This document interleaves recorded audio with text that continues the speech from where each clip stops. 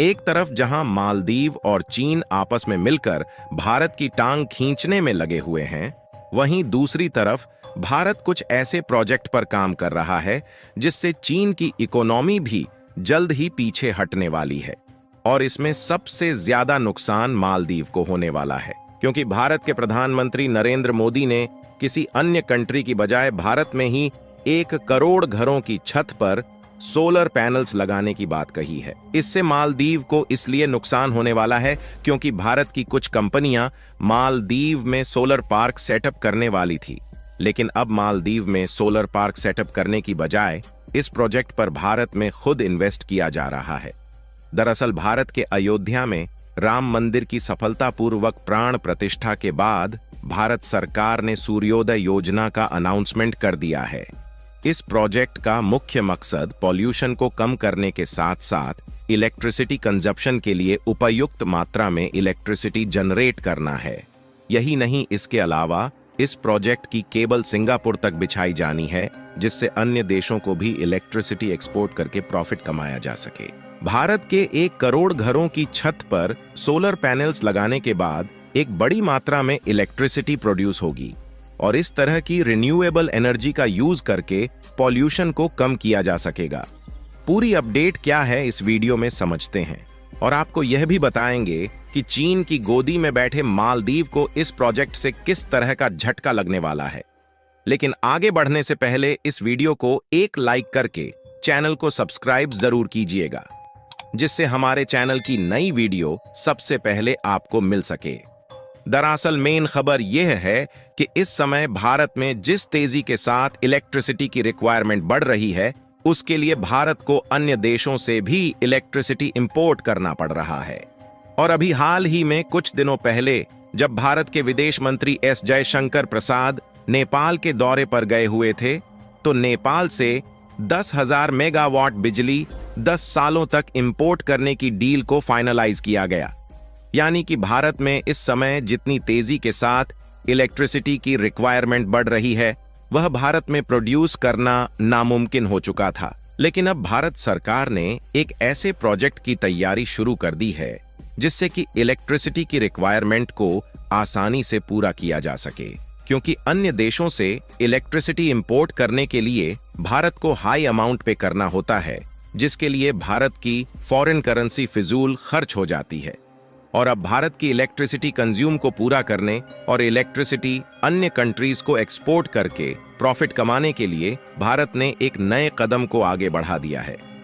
और जिस प्रोजेक्ट की तैयारी शुरू हो रही है, उस प्रोजेक्ट का नाम सूर्योदय योजना रखा गया है, जिसमें भारत की बड़ी बड़ी कंपनियां इन्वेस्ट करके भारत के लगभग 1 करोड़ घरों में छत के ऊपर सोलर पैनल को सेटअप करेंगी। और इस प्रोजेक्ट को सेटअप करने के लिए लगभग 25,000 करोड़ रुपए का निवेश किया जा रहा है, जिसमें टाटा पावर, वारी सोलर एनर्जी और बोरोसिल रिन्यूएबल जैसी दिग्गज कंपनियां पार्टिसिपेट कर रही हैं।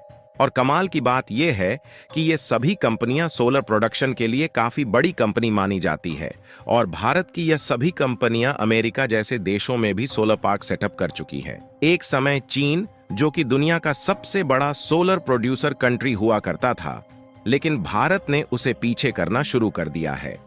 यदि इस समय ग्लोबली देखा जाए तो अमेरिका जैसे डेवलप्ड देशों ने चीन की सोलर सेल्स कंपनियों को बाहर निकाल दिया है और वहां पर भारत को जगह मिलना शुरू हो चुकी है। और भारत में सूर्योदय योजना का इंफ्रास्ट्रक्चर पूरी तरह से तैयार हो जाने के बाद हम दूसरे देशों को भी इलेक्ट्रिसिटी एक्सपोर्ट करने वाले हैं। और इससे मालदीव को इसलिए नुकसान होने वाला है क्योंकि पिछले साल यानी कि 2023 की शुरुआत में मालदीव और भारत के बीच एक डील फाइनल हुई थी, जिसमें भारत ने मालदीव में फ्लोटिंग सोलर पार्क को बनाने की बात कही थी। भारत के द्वारा सेटअप किए जाने वाले इस फ्लोटिंग सोलर पार्क की खास बात यह थी कि इससे मालदीव में इलेक्ट्रिसिटी जनरेटर के उपयोग को कम किया जा सकता था। हालांकि इस प्रोजेक्ट पर भारत की 2 कंपनियां ताज एक्सकोटिका और इस्पा ने ज्वाइंट वेंचर में काम करना शुरू कर चुकी थी। लेकिन जब भारत और मालदीव के विवाद बढ़ते गए तो भारत ने इस प्रोजेक्ट को मालदीव में न लगाने का फैसला लिया और इसके लिए समुद्र के नीचे जो केबल बिछाई जा चुकी थी, भारत ने अब उसको रिकवर करना शुरू कर दिया है। और इस इन्वेस्टमेंट से इसी प्रोजेक्ट को अब भारत में सेटअप किया जाएगा। इसके अलावा कुछ इन्वेस्टमेंट प्लान लक्षद्वीप के लिए भी तैयार किया जा रहा है, जिससे मालदीव के बजाय लक्षद्वीप को अच्छा टूरिस्ट सेक्टर बनाने के लिए वहां पर उपयुक्त मात्रा में इलेक्ट्रिसिटी प्रोड्यूस की जा सके। इसीलिए चीन की गोदी में जा बैठा मालदीव अपने आप को बहुत सुरक्षित मान रहा है। लेकिन अभी भी शायद मालदीव को इस बात का अंदाजा नहीं है कि भारत की इकोनॉमी जल्द ही चीन की इकोनॉमी को बीट करने वाली है, क्योंकि भारत ने जिस तेजी के साथ रिन्यूएबल एनर्जी पर वर्क करना शुरू किया है, उससे यूएई, यूनाइटेड स्टेट और कनाडा जैसे देश, जो कि पहले चीन को अपने प्रोजेक्ट सौंप रहे थे, लेकिन अब उन्होंने इस प्रोजेक्ट को भारत की कंपनियां को देना शुरू कर दिया है। ऐसा इसलिए क्योंकि भारत की कंपनियां क्वालिटी के साथ किसी प्रकार की कॉम्प्रोमाइजेशन नहीं करती, और इस समय जिस तेजी के साथ भारत की इकोनॉमी आगे बढ़ रही है, उससे चीन जैसे बड़े बड़े देश जल्द ही पीछे हटने वाले हैं।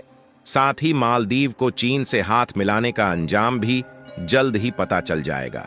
इसके अलावा इलेक्ट्रॉनिक कंपोनेंट्स के मामले में भारत का एक्सपोर्ट हर साल बढ़ता जा रहा है, और पिछले 9 मंथ्स के डाटा को देखा जाए तो इसमें लगभग 22% की बढ़ोतरी देखी गई है।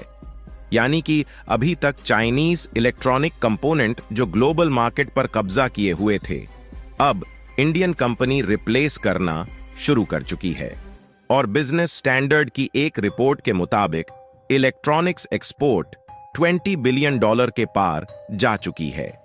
यानी कि जिस तेजी के साथ भारत के इलेक्ट्रॉनिक कंपोनेंट्स का एक्सपोर्ट बढ़ रहा है, वह भारत की इकोनॉमी के लिए मील का पत्थर साबित हो रहा है। और कमाल की बात यह है कि इलेक्ट्रॉनिक्स एक्सपोर्ट में केवल 52% स्मार्टफोन का कंट्रीब्यूशन है। और इससे भी अच्छी बात यह है कि भारत में प्रोड्यूस एप्पल्स के आईफोन सबसे ज्यादा ग्लोबल मार्केट में एक्सपोर्ट किए गए हैं, और एप्पल्स के आईफोन की कीमत ज्यादा होने के कारण इसका प्रॉफिट मार्जिन भी अधिक होता है, जिससे भारत की जीडीपी में इसका भी कंट्रीब्यूशन काफी ज्यादा होता है। आपको बता दें कि मालदीव ने भले ही भारत से दुश्मनी मोल लेकर चीन के साथ ट्रेड रिलेशंस को बढ़ाना शुरू कर दिया है, लेकिन जल्द ही मालदीव को इस गलती का अंजाम पता चलने वाला है। बाकी आप लोगों को क्या लगता है कि जिस तेजी के साथ भारत का इलेक्ट्रॉनिक एक्सपोर्ट बढ़ रहा है, भारत चीन को पीछे कर पाएगा या नहीं? अपनी राय कमेंट में जरूर बताएं। मालदीव के खिलाफ भारत के इस शानदार कदम के लिए वीडियो को एक लाइक जरूर कर दीजिए, और अपने मित्रों तक इस वीडियो को शेयर करें ताकि उन्हें भी जानकारी मिल सके।